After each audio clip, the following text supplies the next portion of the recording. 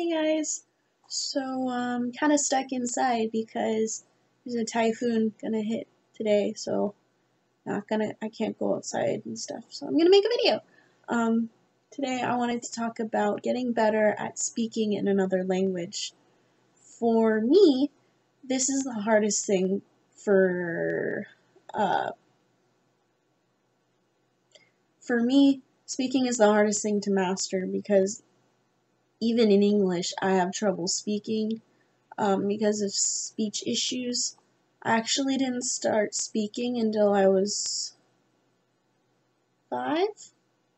I was reading before I was speaking. Because of this ended up making like my brain work weird, so it's really hard for me to speak. Which is why I say a lot, so sorry. Anyway, I wanted to talk about how to get better at speaking in another language. Now, this is for people, for me, because of the speech issues. For me, because of these speech issues, I get very nervous when trying to talk in other languages.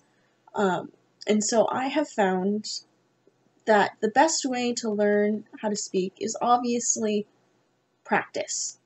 And I don't mean like in your room reading off dialogues and stuff. Well, that might help with sentence flow.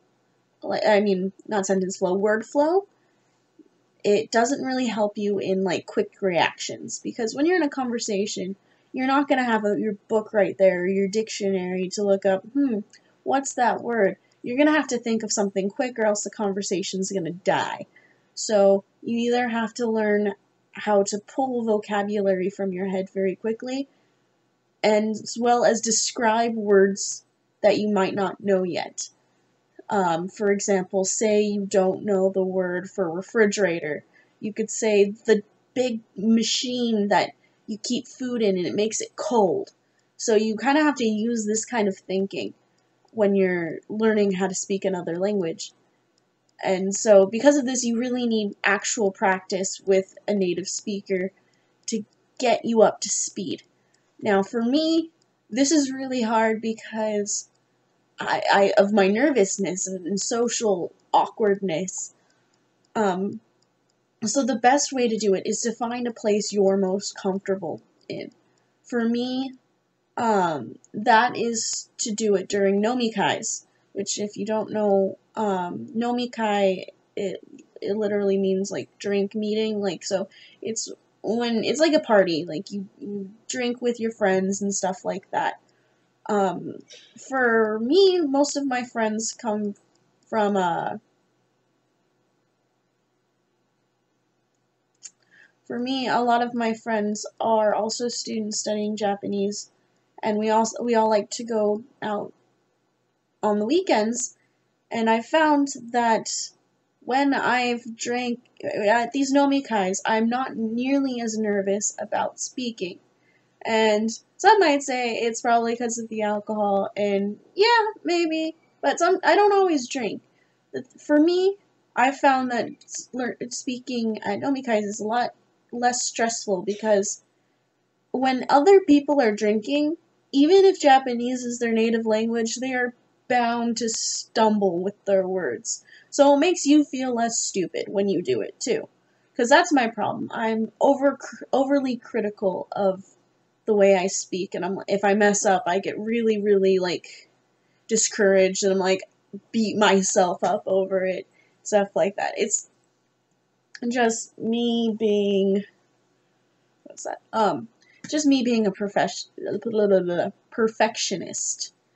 So, I guess my tip is not to drink, but to find an environment that is conducive to speaking for you. For some people I know, class is really good for them because everyone's at the same level as them. They're not as scared.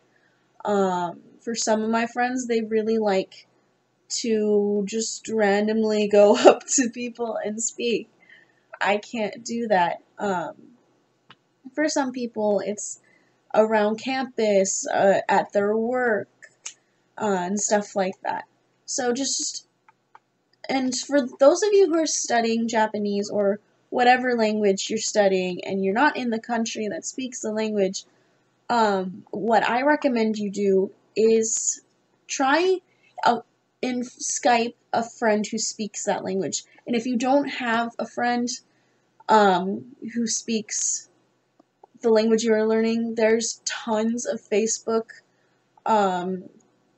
language exchange groups that you can join, and you can meet people who say are wanting to learn your native language, and they're willing to teach you some of their language if you teach them some of yours. So it's kind of a win-win situation for everyone there. And I really recommend using those groups for speaking, because I feel like it's really easy to self-teach reading, writing, grammar, and listening, because you can do all that online. If you want to practice reading, you can look up Japanese websites and read stories, or even look up Japanese like comics and stuff. If you want to practice listening, you can listen to Japanese music, you can watch Japanese movies, Japanese television shows, you can watch anime, you can do all of that. But for speaking, it's the hardest to practice by yourself. So I really, really recommend you try and meet people who are native speakers of this language personally, because that'd be best if you could meet them in person and actually have conversations. But if you can't, I highly recommend using Skype. I use Skype to practice my Chinese, and it has been super, super beneficial. So that's my video for today, so I'll talk to you all later.